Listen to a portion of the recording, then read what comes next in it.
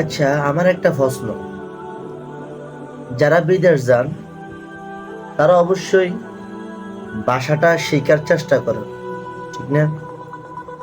ইংরেজি হোক, বাংলা হোক, উর্দু হোক, ফার্সি হোক, যেটাই হোক ওটা সবাই শেখার চেষ্টা করে। কিন্তু আল্লাহ তাআলা কোরআনের মধ্যে বলেছেন, কুল্লি নাফসিন যায়িকাতুল মাউত, প্রতিটি প্রাণীকে মৃত্যুর স্বাদ আস্বাদন করতে হবে। তা আমরা ওই কবরের জন্য কি শিখেছি? না কোরআন পড়তে পারি, না হাদিস পড়তে পারি, না কিছু করতে পারি, না দিনী আলোচনা হুজুররা বললে ওটা শুনি, কিছুই তো করি না। কারণ কি?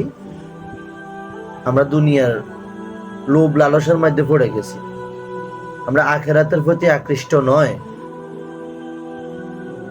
সকলের কাছে বিনীত অনুরোধ রইল, আল্লাহ তাআলা সকলকে সঠিক বুঝার তৌফিক দান করুন।